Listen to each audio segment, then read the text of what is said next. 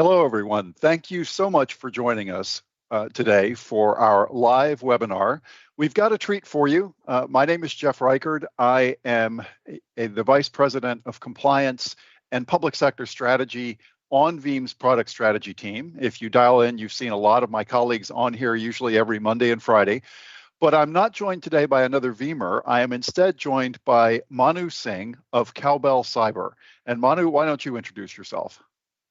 Yeah, thanks, Jeff. First of all, I'm glad to be here, and thank you to Veeam and to your team for having me. So I'm Manu Singh. I'm the Director of Risk Engineering here at Cowbell. Fantastic. So, Manu, it's been very interesting talking with you, getting prepared for this show. And for those of you who have not heard of Cowbell before, you're going to be hearing about it. But Cowbell Cyber is a specialized cyber insurance firm that works a lot with their customers to make sure that their customers are insurable, that their security posture is improved. And Manu brings some unique qualifications to the role of Director of Risk Engineering. So Manu, why don't you walk us through your background and how you came to Cowbell Cyber? Yeah, sure. Thanks, Jeff.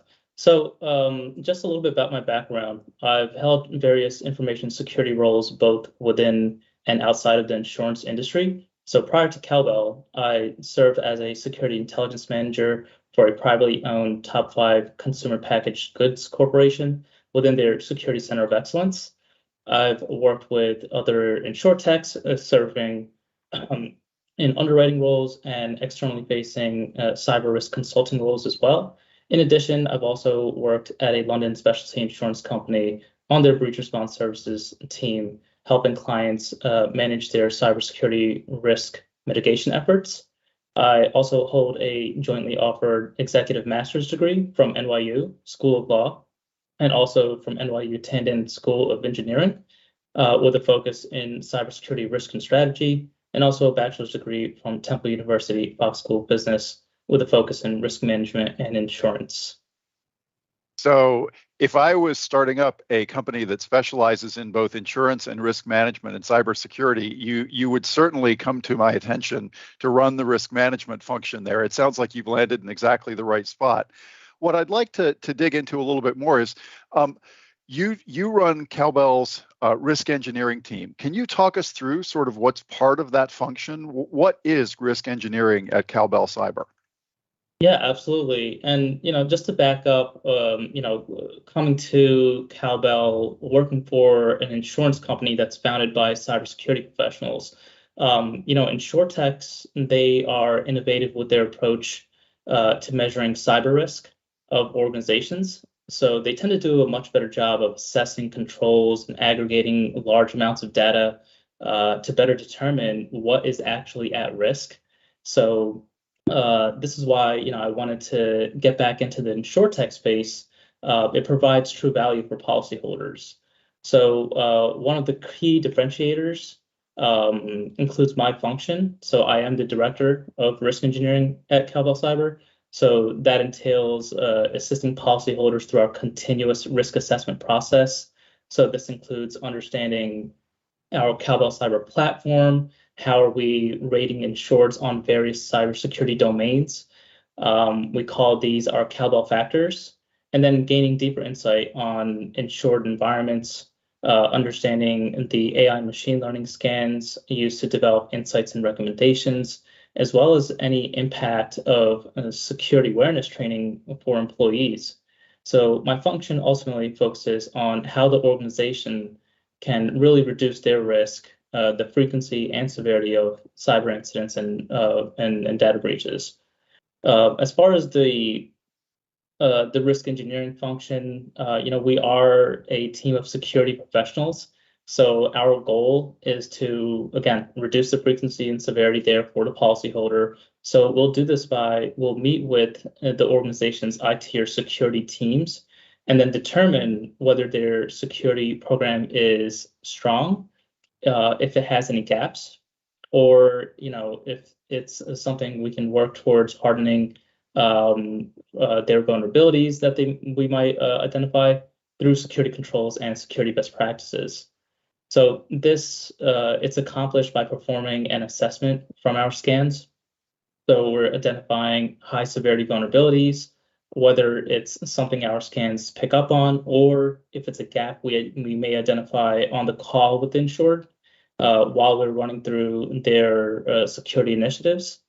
And on those one-on-one calls, the insured would meet with risk engineering, and then we would also meet with their security teams, and we'll look to cover everything from high-level common security controls to doing a deeper dive on network segmentation, on firewall rules, which cybersecurity policies they've implemented, and even going into frameworks which may follow the NIST cybersecurity framework or the CIS framework.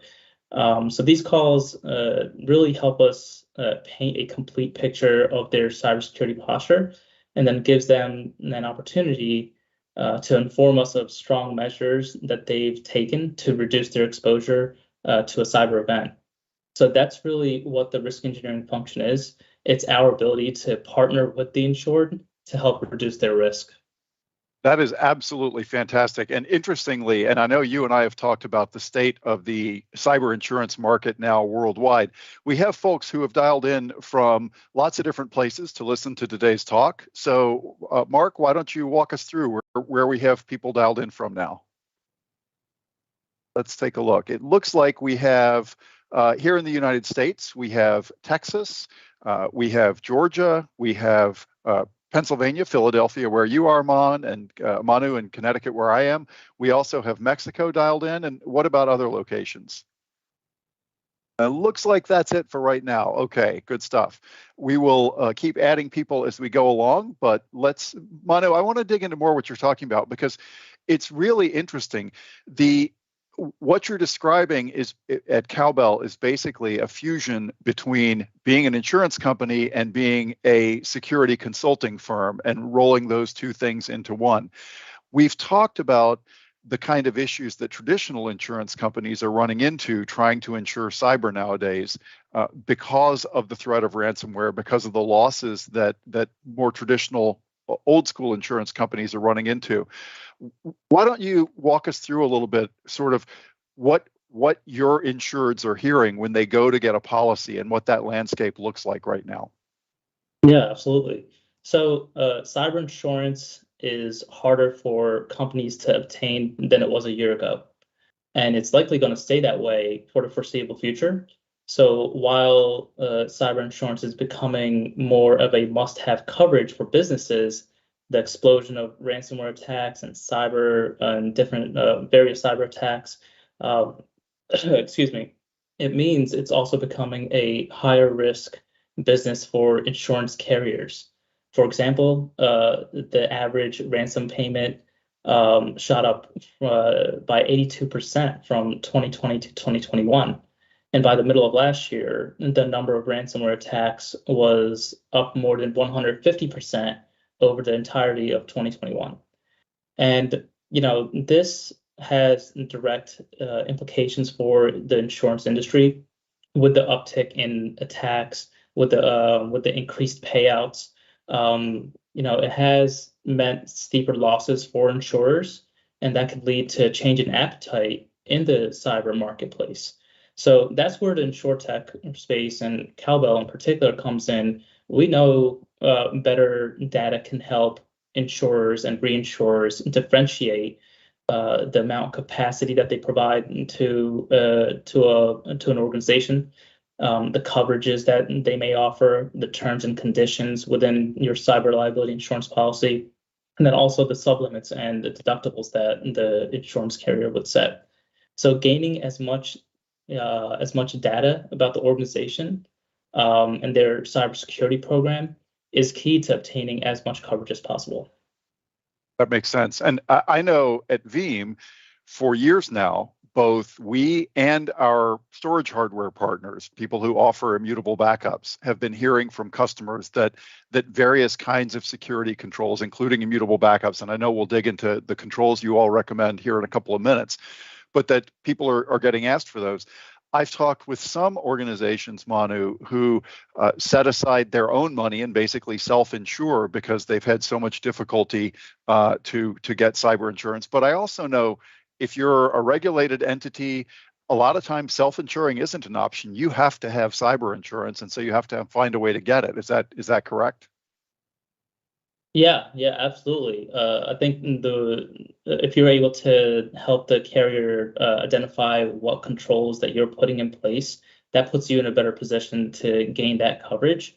So a lot of times, we'll meet with our policyholders and I'm sorry, our clients even before they're an actual policyholder. So we'll assess what have they done currently, and then underwriting will also look into the account to identify if there are any concerns, and we'll look to address it before we actually look to insure them. So that puts the client in a position of knowledge, right? They're able to identify, okay, so if we address X, Y, and Z, Cowbell will be ready to take us on as a policyholder because we are reducing our risk of exposure and we're looking like a better risk for the carrier. That makes a ton of sense. And so I guess when you and I talked about this is the sort of loop, the continuous process that Cowbell goes through with customers. I know that you tend to focus on small and medium enterprises. And I also know from both the conversations I have with customers and from talking with you earlier, there's a huge lack of security professionals in the market right now for any kind of organization. Isn't that true? Yeah, absolutely. I think more and more, market universities, they're starting to realize this, that security professionals are required, and not only in in-house cybersecurity and information security roles, but also in the insurance industry, adapting security professionals to a more traditional insurance role can help an insurance carrier identify exactly what they need to be looking at when they're assessing an account. So, we proactively engage with our customers. So anytime throughout the policy period, our insureds, they may access my function, the risk engineering function. So we understand that this has to be a partnership with the client since cyber risk is dynamic.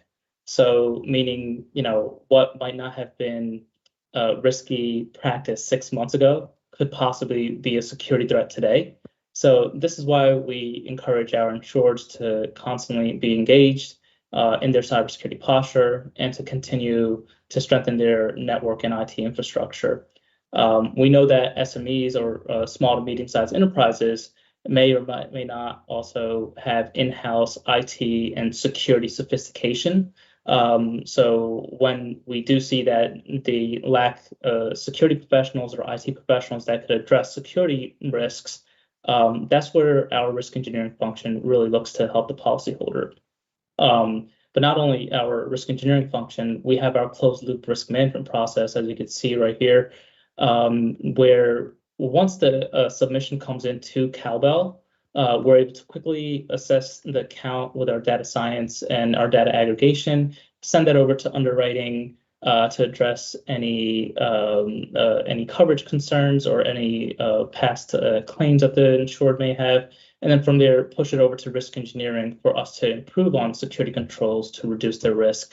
And then also including our claims team to respond in the event that an incident was to occur. So that's our continuous risk assessment process for small to medium-sized organizations. Again, we know that they either have IT sophistication and security sophistication in-house, or they don't, or they're using an MSSP to provide those types of services. So this is really interesting because one of the objections that I've heard and that one reads about is that obviously if you have insurance, you want the ability to get a claim paid if something goes wrong, and not to have it denied because your security controls are faulty, because you didn't do the things you needed to.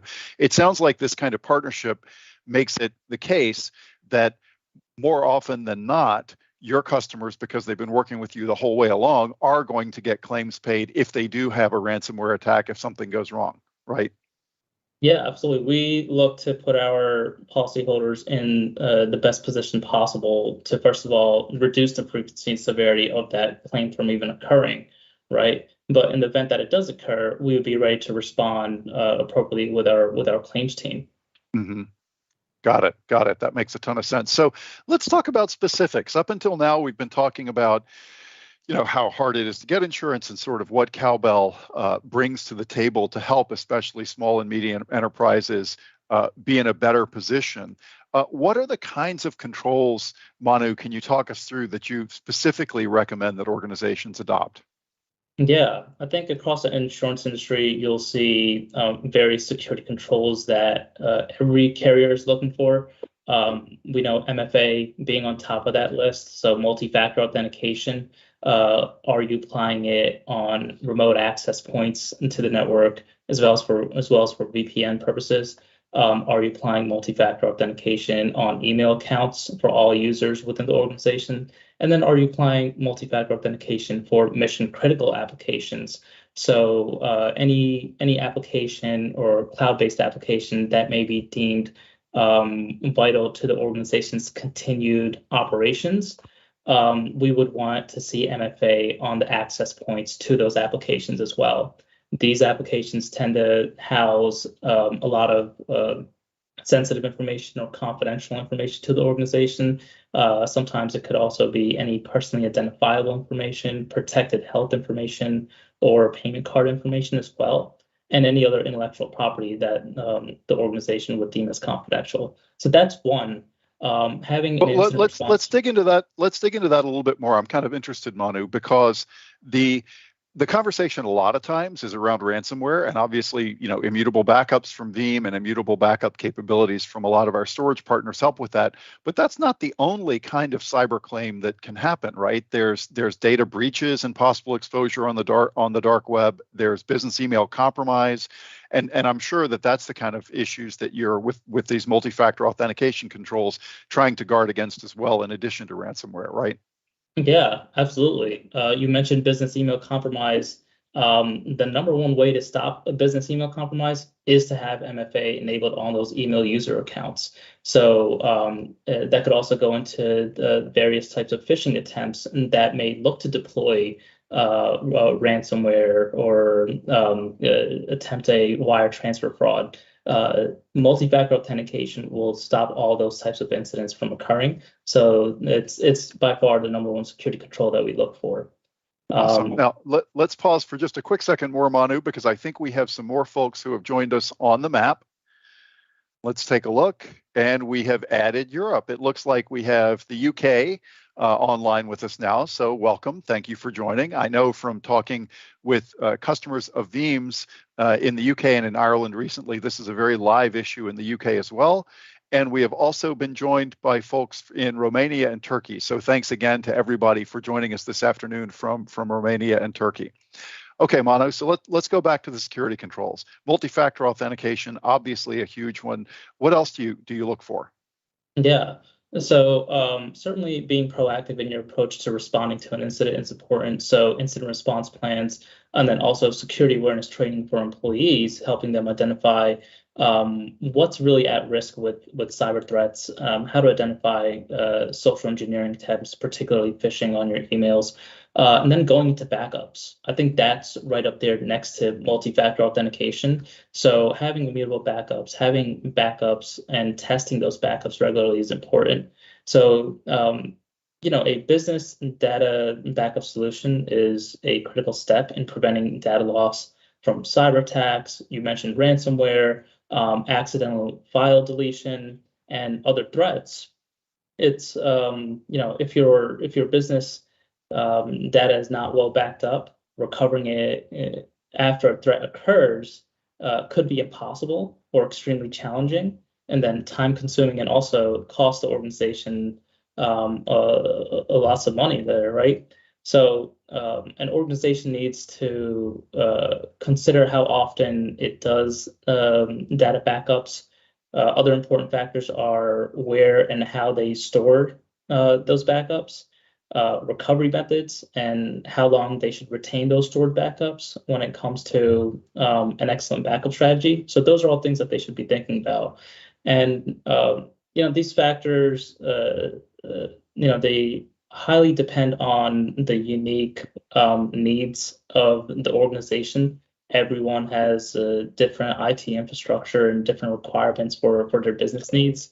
So nonetheless, there are general guidelines that every business needs to follow. So when you adhere to these guidelines, which I'll mention right now, you'll ensure that your data is adequately protected. So, in the case of a disaster or a ransomware event occurring, you're able to quickly recover from your backups in a simple fashion. So those guidelines that I'm talking about here, Jeff. So one would be to have frequent data backups, right? So the rule of thumb regarding data backups is to perform them frequently with short intervals between instances. So the standard practice is to have it done daily or several days a week. So those organizations that deal in, mission critical data should conduct backups in real time and then use tools that can automatically do the backup. We know that Veeam backup solution does real-time backups at a regular frequency, so that's certainly a good solution to consider. The next one would be prioritize sensitive data. So while a business it doesn't have to lose even the smallest amount of data, sometimes it's okay to decide how much work you risk losing, and accordingly set your data backup schedules that way. So every business critical data asset, whether it's databases and accounting files, you should have these files up and running in a meaningful fashion, and you should have them backed up on a daily basis. For nonprofit organizations, it's kind of a common saying that if everything's critical, nothing is. And I know, and I'm sure that you've seen this in the past, Manu, that the hurdle of conducting a proper business impact analysis, engaging what are really the crown jewels of my organization, what do I need to protect the most, and what could I deal with losing if the worst happened. It sounds like interacting with Cowbell and getting these controls in place is a good forcing function to get folks to do that, right? Yep. Yeah, absolutely. And I think just other controls that we could mention here, moving towards offsite storage backups, right? Even if you're not following the 3-2-1 method to back up your data to a single site, you must consider things like offsite storage. So, offsite storage, that could also be, a physical server located away from your business premises or a cloud-based platform. So offsite storage offers you a significant advantage, really, if a natural disaster was to compromise your central server. So in case of an event or an incident, your offsite backup will be ready to utilize. And I think there's one more there I wanted to talk to, and that was the encryption of backups and data. So other than a platform for data backup, data encryption is also vital. So ensure you keep the backed up data in encrypted format as an extra layer of security.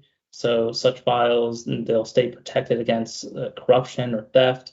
There will be no issue if the business wants to recover that encrypted file, right? So the data integrity is still there.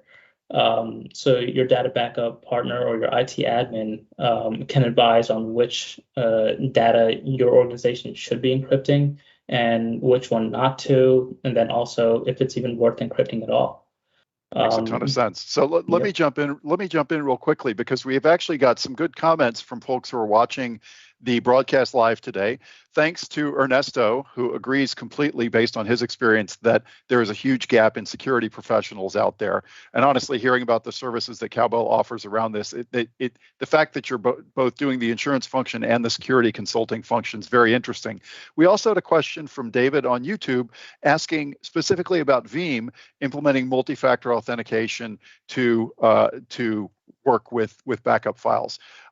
And I will say we have a lot of folks who do that already using third-party products, and many of the Veeam interfaces do support MFA.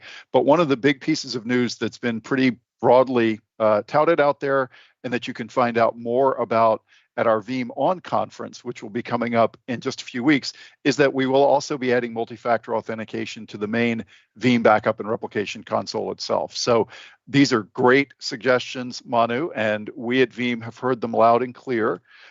I think this half hour always goes by really quickly.